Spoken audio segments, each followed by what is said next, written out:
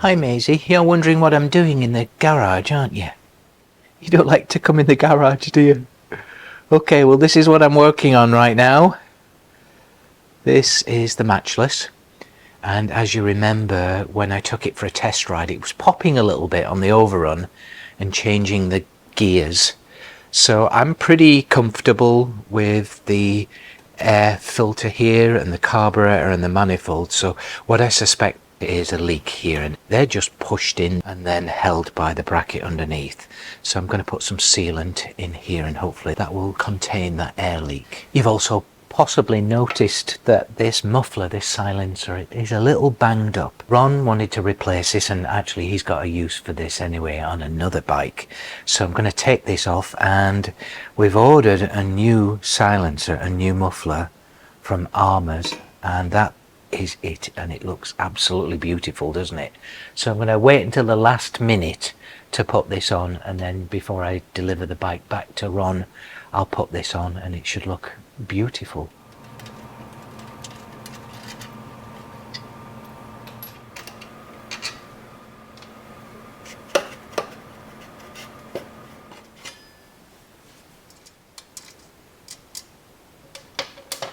Unfortunately, due to the way that this pipe snakes along the frame here, you've got to take this foot peg off, and it's got like a clamp arrangement where it clamps around the bottom rail. So you've got to take the nut off and then push the stud all the way out so that you can move this foot peg out of the way.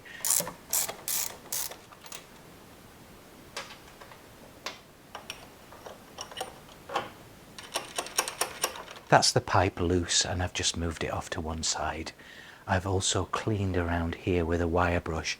I'm just going to clean inside the port as well with a wire brush, super careful obviously, just to get rid of some of this carbon buildup so that the sealant will adhere better.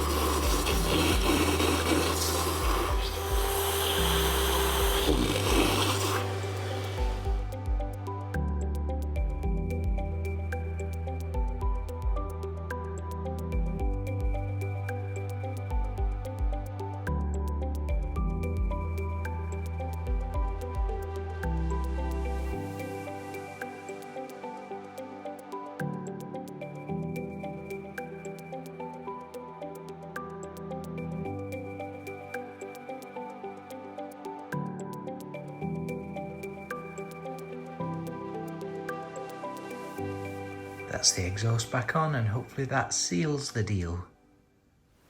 One place I haven't looked at yet is inside this primary, and I can tell just by putting my finger underneath there that it's weeping oil, and there's oil on the table. And so I'm going to take this cover off because I haven't actually inspected the clutch either. It seems to work okay, but I think I'll take the clutch pack out and give it a good clean, and then also inspect inside this primary, see what it looks like. I did tighten these up because they were slack when I first inspected.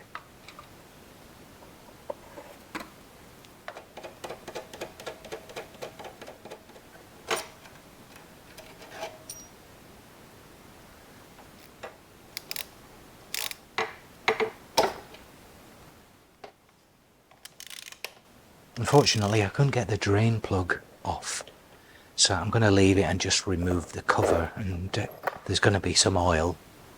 Oh,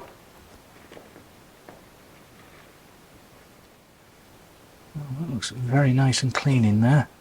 Boy, I've just spotted something that I don't like.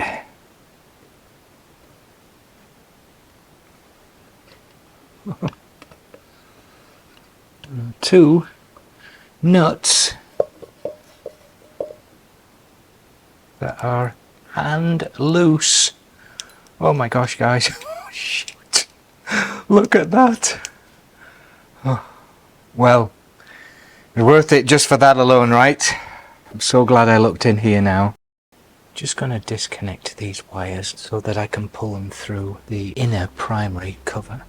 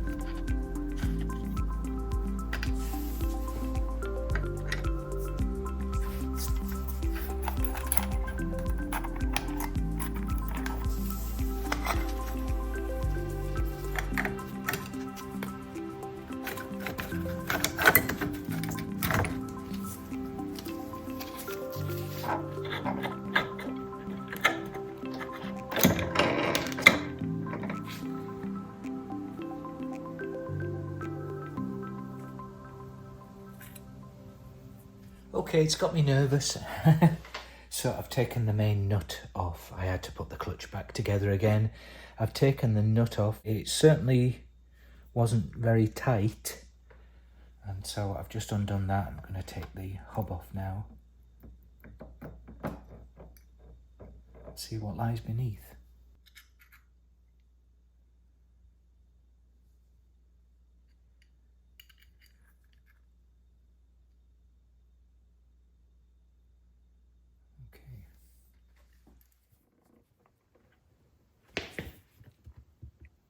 Nope.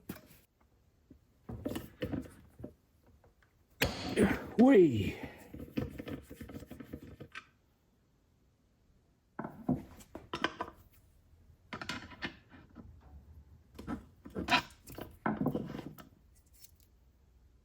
Okay, here's the primary, assembly, disassembled and on the bench. And I've gone through it and checked against the parts manual. And I found just a few problems, nothing major, but over here there were two spacers, and I'm not even sure if they were part of the same unit that's cracked, but I don't know if you can see that. One of them is badly worn, and I suspect it's just worn itself down. You know, it's just not supposed to be there, and there's a lot of pressure and tension on that clutch basket. So I'll take this out, but I'll show you what I mean. I think what someone may have been attempting to do is shim the hub. There's some movement in this case here. I'm actually going to take it off. As I put the hub back on there, I think I can hear it scraping on the inside. But it's not actually here. It's not this bonded plate. I think what it is, it's the heads of the studs. One of them's a little proud. If I put a straight edge along here, I can see that it's catching on the head of that stud. I'll take a look and see if I can maybe shave that down a little bit, because I think that's the reason why it was shimmed back here. But nevertheless, I'm going to take this off. Okay, let's see how tight these are. Oh my gosh. Yeah, not very tight. Oh, look at that. Oh my gosh. The plot thickens, guys, and we're getting deeper and deeper into this bike.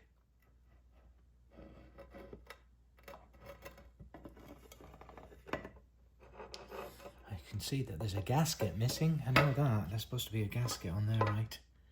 There it is. Okay, let's keep going.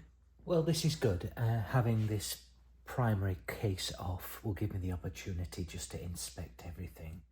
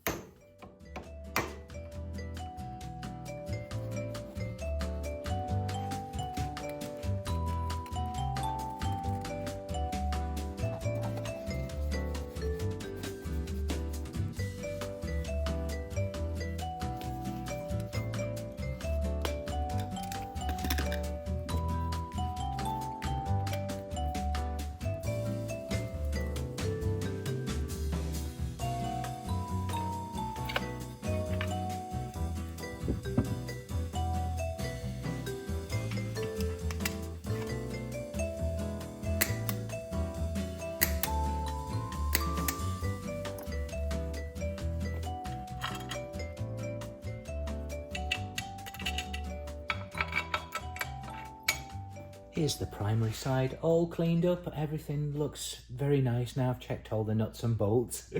Everything seems to be fine. And then here is the primary cover with the two paper gaskets just loosely fitted. I'm going to grease them a little bit, just a thin smear of grease on both sides, and then fit this primary cover back on the bike.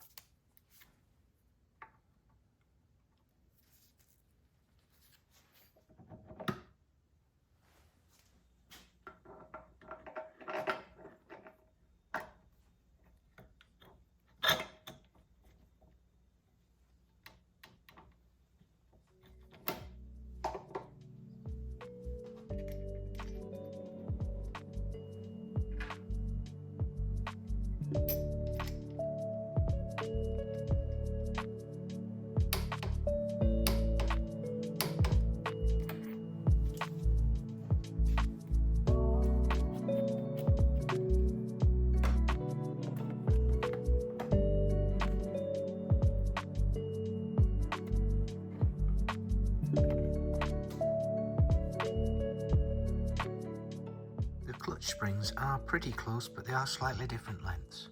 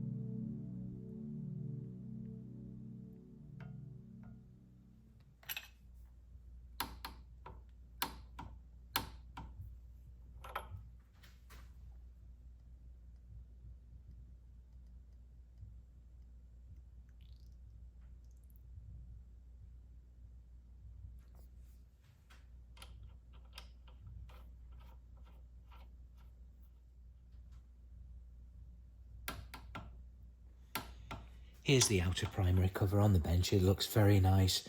I've removed the old gasket. It looks like it was held on with grey Permatex in some places. So I've been along with this plastic scraper, getting rid of the old gasket, and then I've cleaned it with acetone.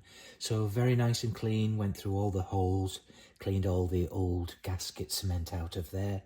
And so rather than put a new gasket on, I'm actually going to use some Yama Bond and put this back on the primary.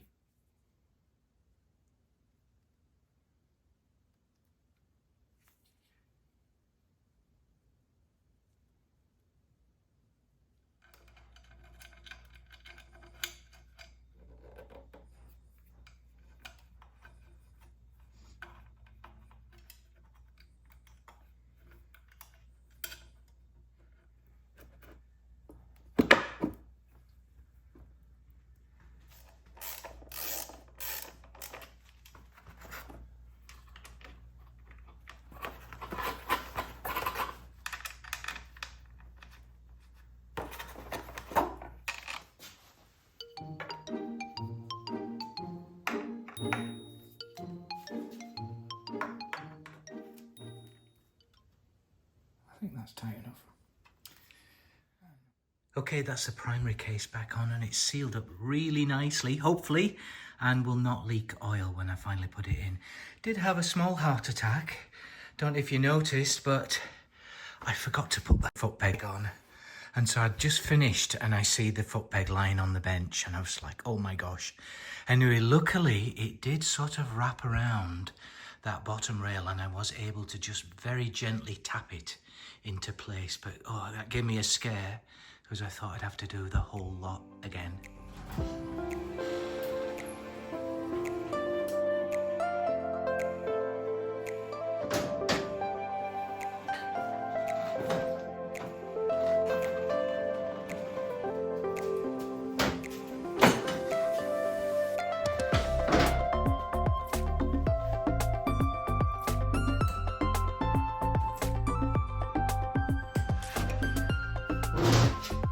The last job that should probably have been the first job that I tackled, especially before riding and having found out some of those little surprises in the primary, is to take the front wheel apart. Inspect inside, check the brakes, check the shoes on the brakes, obviously grease the nipple once I've checked and inspected the brake, looking at the bearings and the hardware that makes up the axle assembly. I've already loosened things off. I'll start by loosening off the brake cable because it's almost out of adjustment. It might possibly be the shoes, in which case I'll take them to be relined, similar to the back ones. And I have ordered a new brake cable as well, just in case.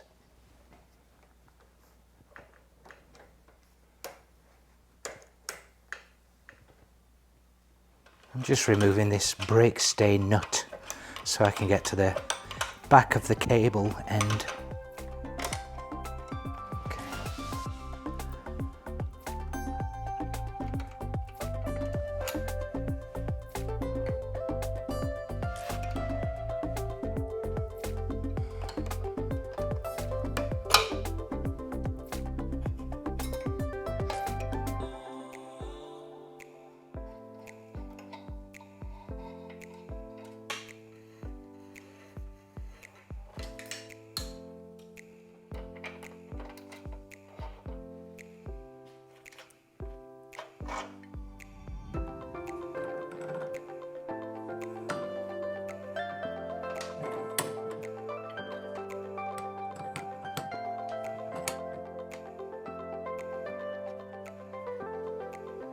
Just using this as an opportunity to clean some of these parts up and polish them a little. Let's take a look inside.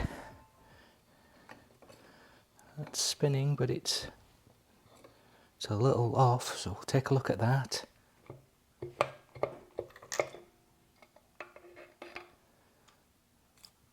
Okay, taper roller bearings, so I'll give them a grease. Make sure that the rollers are okay. That seems okay at first glance. And then the shoes, they look like they've got a little life back in them, so I will clean these up. The brake was actually working quite well. It had just run out of travel at the lever. And so I'll clean all this up, dismantle all the hardware, put it on the bench, and then inspect it, compare it with the parts list just to make sure that everything's as it should be for this model. On the other side we've got the grommet, and I believe there should be a grease nipple under there that I'll double check. Then we've got the lock nut, and then we've got the bearing retainer that I can take off. Oh my God. That's loose as well.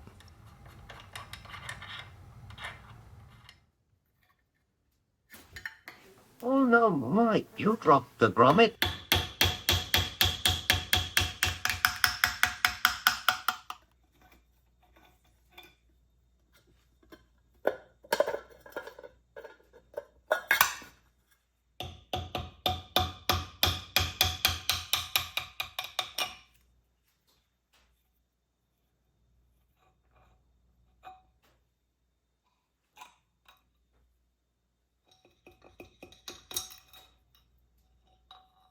I'm going to leave that race in there. I'm happy with that. It's nice and smooth. I don't want to bash it out just to inspect it and then bash it back in again.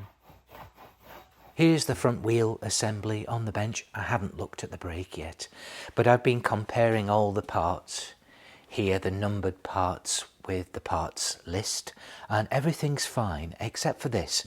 It's not that it's a wrong part, but you may have noticed that this whole axle assembly came out with the brake assembly, and it should have stayed inside the hub. And the reason for that is this circlip, it must have come loose at some point, and it actually came out with this whole assembly. So that's going to go back in the slot in the wheel hub.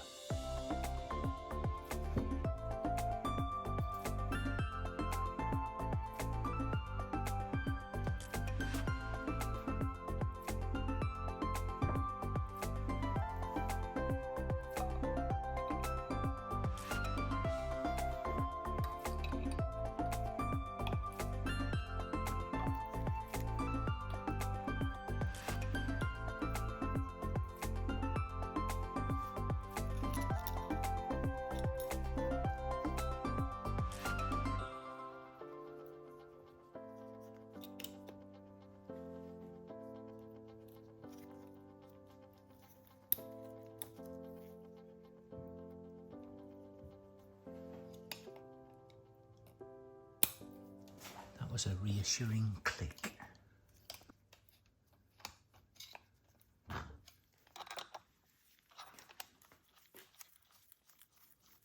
This nut here is designed to set the position of the brake plate so that it's not too far in, not too far out, but just aligned with this rim here. And then there's a locking nut on the other side once I get the plate on, so I'll just put this loosely on for now. And then it's just the same on the other side for the most part with regards to the seal.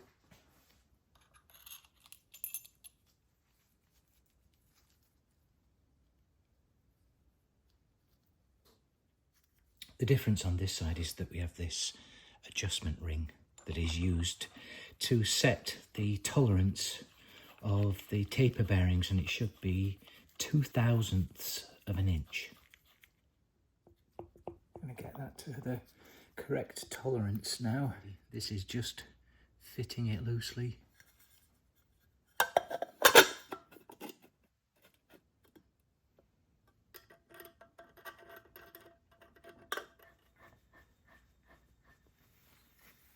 Here's the front brake assembly on the bench. I've been through it with brake cleaner and cleaned it thoroughly. I've added just a tiny little bit of grease on these springs, and I've rubbed the shoes down with some fine sandpaper, and then again cleaned it with brake cleaner, and I did wear my mask as well, guys. So yeah, they are definitely serviceable. They're in good condition. So the action is good, it's working very well, it's quite strong actually, so it's just a matter now of putting this back on the bike. Cleaned around all this thoroughly, so it's nice and clean in there. Cleaned the drum surface itself as well. This is all the hardware now that it's refitted. It looks like this adjusting nut goes on all the way. I haven't tightened it, so let's fit that. And the outside nut's got a shoulder as well, so that'll help, but looks like that's about right. Of course, this is the one that tightens up, the locking nut. And this is the one I should have tried to undo first of all. I suppose I would have realised that if this whole axle wouldn't have come out because of that circlip. Yeah, that's good.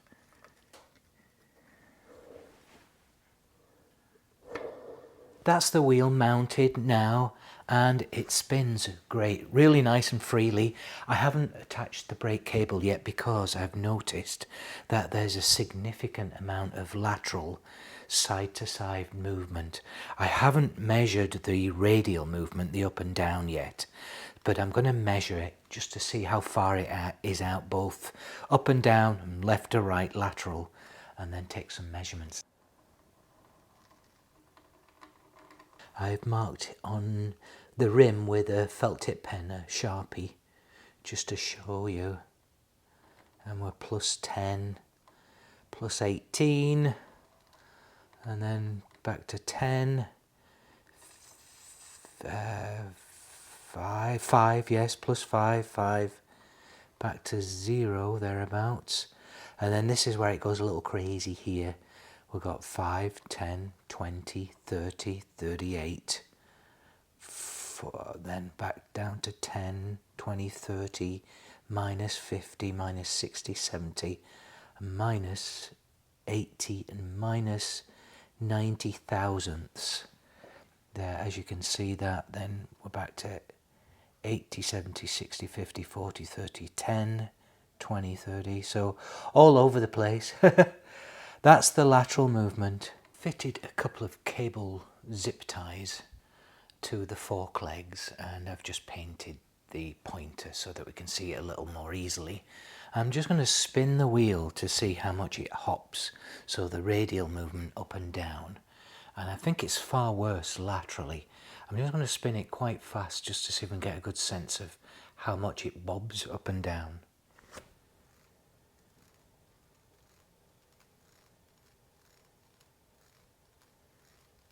It's actually not so much. It's got one heck of a kick in it. You see that? But that's lateral, that's not up and down. Okay, this isn't very scientific, but for now I just thought I would just experiment with just adjusting the spoke nipples, just to see if I can get it a little bit straighter. And I think at some point this rim will need to go off and get trued up more professionally. But what I've got here is these are the plus 10, 20, 30, 40 thousandths. And then here, then minus 90 thousandths. So here, that means it's further away from the point. So I'm going to bring them back up. So I'm going to tighten the ones on this side and loosen or slacken the spokes on the other side, and see if that actually shifts this. And then I'll measure it again, just to see if it's just a little bit better. That's probably the best I can do for now, using this little tool. I've still got the blip in the wheel, but I'm actually out of spoke adjustment, so it feels to me like it needs to be just reset and started all over again, or perhaps the rim is too damaged to actually bend it completely back into shape. But just to give you an idea, so I've hit 0 here, and then it's not too bad. I think this was one of the worst places. It's out by 22 thousandths there. And then, you know, it's hovering around the 0, like plus or minus 10. And then this was the big one coming. Here you can see it building up, building up, building up, and it goes actually to 40 thousandths of an inch out. Okay, let's give it a whirl. Well, it's certainly a lot better than it was, eh? This is where it starts bobbing, and I think if you look closely you can almost see the gap there. That's the worst part right there. I think he's probably come down hard on something or hit a curb or something like that. But that's the distinct bump there that I've tried, but I can't get that out. That's the brake cable fitted, and I might be missing something, but this Clevis pin seems too long. So if I, for example, if I was to push that too far in, or if it moves while it's been adjusted and braked, it's going to scratch on this top plate. So I'm just going to cut this down and drill a new hole so that it's a better fit. And I don't think it'll go from the inside out. Luckily I had a spare, so I fitted that instead. Okay, that's the new brake cable fitted and adjusted, and so now I'm just going to try spinning the wheel and applying the brake.